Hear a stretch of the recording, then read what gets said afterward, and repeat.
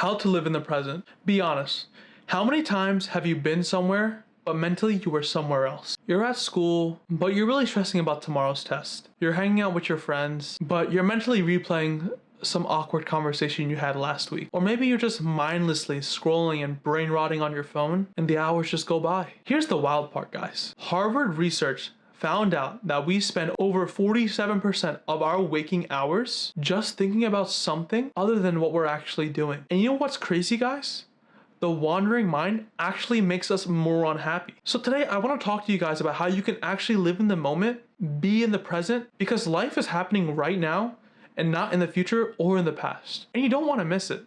The problem is, guys, most of us are trapped in two places, either the past or the future. The past, the regrets, the shames, the embarrassing moments that happen, the awkward conversations. The future, the stress, the worries, the upcoming exam you have, the upcoming interview, guys. You don't know if you're going to do great. You don't know if you're going to have a good career. You don't know if you're making the right choice. Seneca, a Stoic philosopher, said it best when they said, we are tormented not by the present, but what is past and what is to come. Think about it for a sec. Animals only stress about what's really in front of them. But us humans, we suffer twice. Once for what happened in the past, and again for what hasn't even happened yet. And here's the real cost, guys. We're distracted, we're stressed, unfocused, and missing the only thing we actually have power over in our lives, and that's being in the present. Why the present matters. So you might be asking, why does living in the present actually matter to us? Why should we even care? Number one, there's less stress and anxiety. Psychologists have found that mindfulness, training your attention to stay in the moment and in the present, literally reduces depression and anxiety. Just 10 minutes of mindfulness a day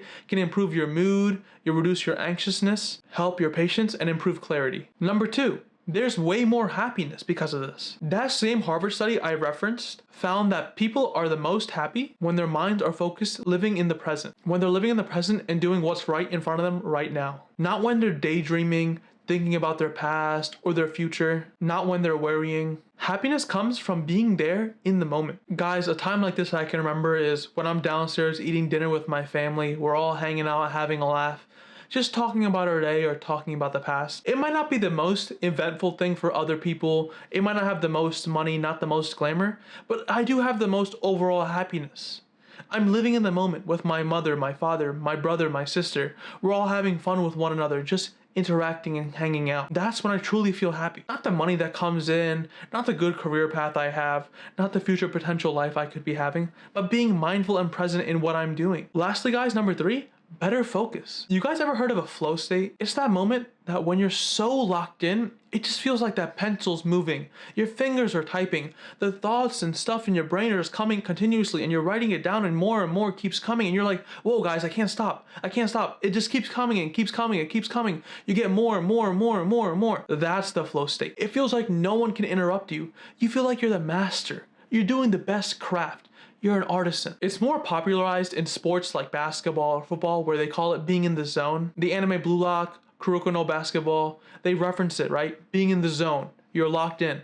You're the striker. You're in the zone. You're locked in. Scientists actually found that you can actually enter this state of flow. And listen, guys, you can only enter this state of flow, I'm emphasizing, by being in the present moment. Not thinking about the past, not thinking about the future, but being in the moment of what you're doing right now. Which means overall better grades, better performance, you're taking better calculated risks, you're doing stuff that align with what you actually believe in, you're making your parents happy, you're making yourself happy, you're doing something you actually want to do, guys. That's called being in the present moment. Why would you do something you don't want to do if you're living in the present? That doesn't make any sense. As Marcus Aurelius, the Roman emperor, once wrote, confine yourself to the present. Don't let the whole sweep of life crush you. So yeah, being present isn't just spiritual stuff, guys. It's real. It's actually science-backed, and it's a thing that we control with our brain. It's even been talked about in ancient wisdom with Greek philosophers, and modern day now with psychologists, guys. This is a real thing, and it can literally change your life for the better. Now guys, some science and philosophy. Let's zoom in. Psychology calls this skill mindfulness. Some people even call it alertness. Some call it breathing techniques. But what it really is just saying is paying attention to the given moment. Paying attention to what's happening right now on purpose without judgment. Your brain loves to wander. That's the way our brain works. It's default mode. That's why you always catch yourself replaying a moment where it's the most embarrassing, you make the biggest mistake, people are laughing at you, right? That's how our brain works. It wants to survive. It's just thinking about those so we don't recreate those events again. And on top of that, it also helps you prepare for things that could happen in the future, which then causes you to stress and be worried about what's happening. Which is good, guys, to an extent, but too much, it ruins your life. You never truly live in the moment and experience what is happening in front of you. The good news, guys, your attention in your brain is like a muscle. You can train it. You can progressively overload it. You can make it stronger. You can make the neural network stronger. Meditating, being mindful, they actually change the way your brain works. Growing the areas linked to focus, calming down your amygdala, the stress center. And the best part about this aligns with ancient wisdoms. Buddha taught, do not dwell in the past, do not dream of the future, concentrate the mind in the present moment. Seneca said, true happiness is to enjoy the present without anxious dependence on the future. And Eckhart Tolle put it simply, realize deeply the present moment is all you actually have. Make now the primary moment of your life. So whether it's a monk in India, a stoic emperor in Rome, or a modern neuroscientist with a brain scanner, they're all pointing to the same exact truth. Life is only happening right now in this given moment. Okay, so now you might be saying, Sami, I heard what you're saying, so how can I actually implement this? How can I actually practice living in the moment right now? So guys, I want to share with you guys 5 practical things you can implement right now, this very second, to start being mindful and living in the present, so you can start having a better life. And I'm being completely transparent of exactly what I'm saying because I do these myself. Here are 5 tools you can do to live in the present. 1. Mindful breathing. Sit down and close your eyes. And just focus on your breath for 5 to 10 minutes.